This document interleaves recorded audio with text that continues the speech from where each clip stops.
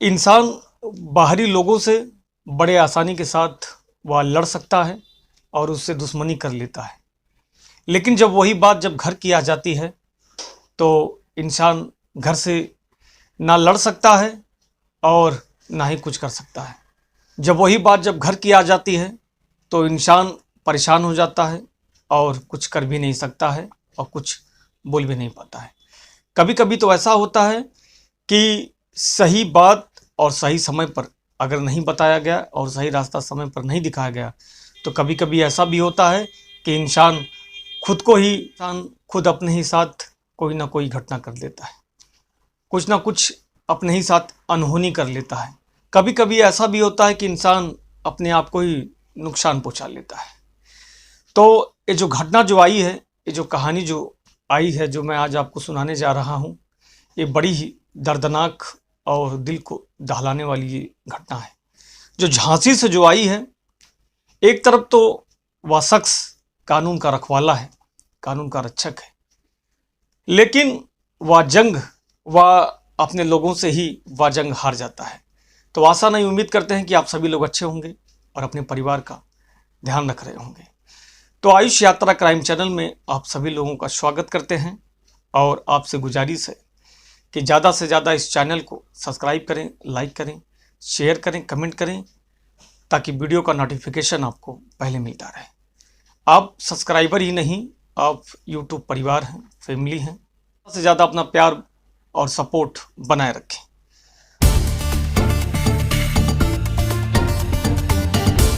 आज इस पूरे मामले को, इस घटना को आज इस वीडियो में आज समझेंगे और जानेंगे।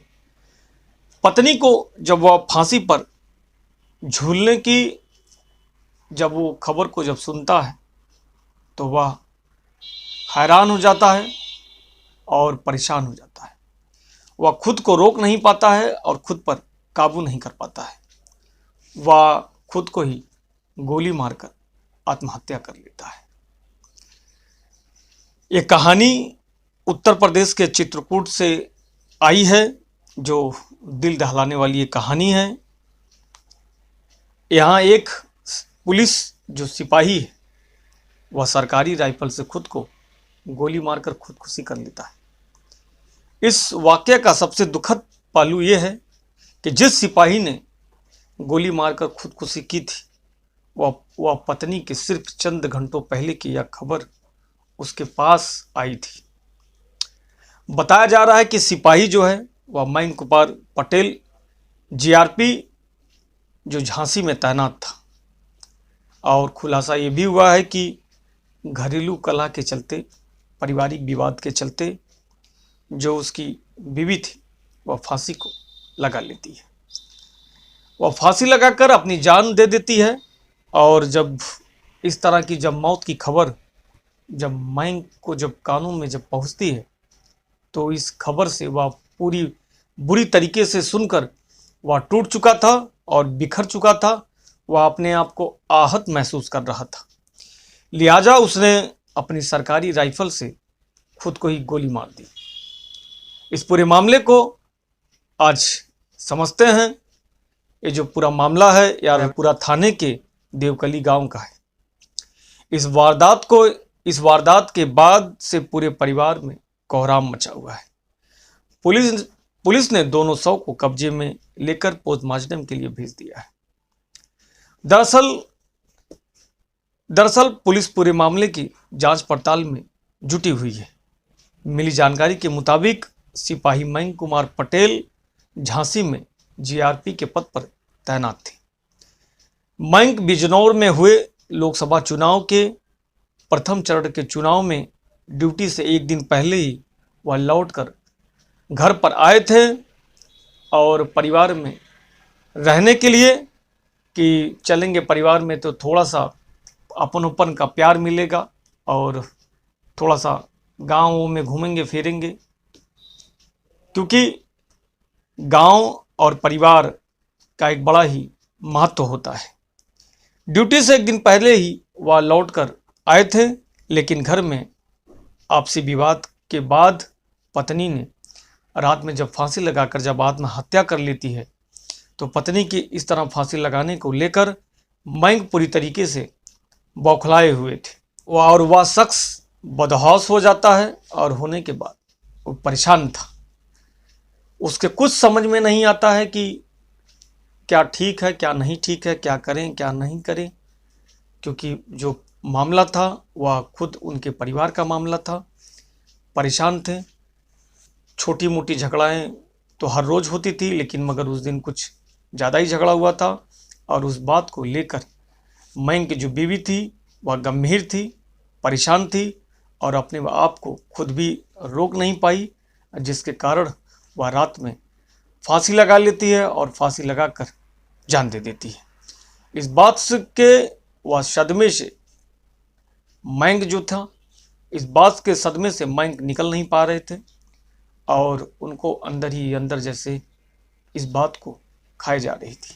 मयंक अंदर से टूटते चले जा रहे थे और वह अपने आप को बहुत ही अकेला महसूस कर रहे थे। वह घर वालों से कहते हैं कि मैं घर से जा रहा हूँ। घर वालों से कहते हैं कि मुझको चुनावी ड्यूटी में जाना है और मैं घर से जा रहा हूँ। घर वालों ने मना किया, लेकिन उसके बावजूद भी वह जिद करके वह घर से चुनाव ड्यूटी को बताकर वह जब घर से जाने लगते हैं तो घर से कुछ ही दूर पर जाते हैं और जाने के बाद आगे ग्राम प्रधान का आवास था और ग्राम प्रधान के आवास के पास पहुंचकर उसने अपने सरकारी राइफल से खुद को गोली मार ली, जिससे उसकी मौके पर ही मौत हो जाती है। और गोली जो चलने की जो आवाज़ थी, आवाज़ को सुनकर परिवार के लोग दौड़ते हैं और जब पास में जाकर देखते हैं तो जो मयंक थे वह वहाँ पर गिरे पड़े थे।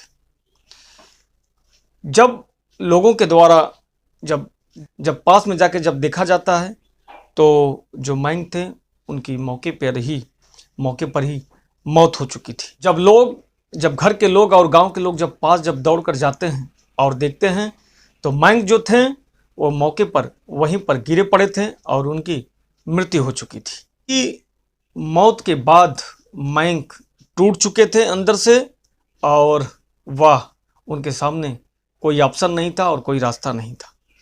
वह इससे इतना बुरी तरीके से आहत थे, ऐसे में मयंक ने सरकारी ही राइफल से खुद को गोली मारकर आत्महत्या कर ली। मौके पर पहुंचे एसपी AK सिंह ने कहा कि आगे की जो कार्रवाई है वह फील्ड यूनिट की रिपोर्ट के आधार पर की जाएगी। फिलहाल 100 को पंचनामा कर पोस्टमार्टम के लिए भेज दिया गया है। इस प्रकार परिवार की एकता और परिवार का प्यार ही सबसे बड़ी ताकत होती है और सबसे बड़ी हिम्मत होती है। जब परिवार साथ में रहता है, जब सभी लोगों में आपस में प्यार रहता है तो दुनिया की कोई भी जंग जीती जा सकती है। अपनों के साथ रहें, अपनों से प्यार करें और अपने लोगों का ख्याल रखें।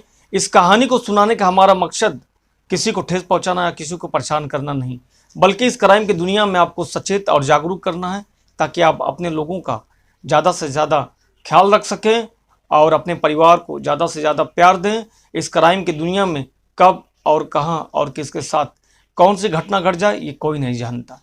उस घटना से हम अनजान होते हैं।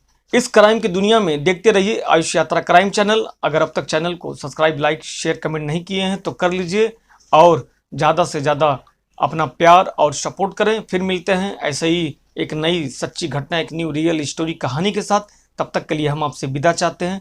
जय हिंद, जय भारत।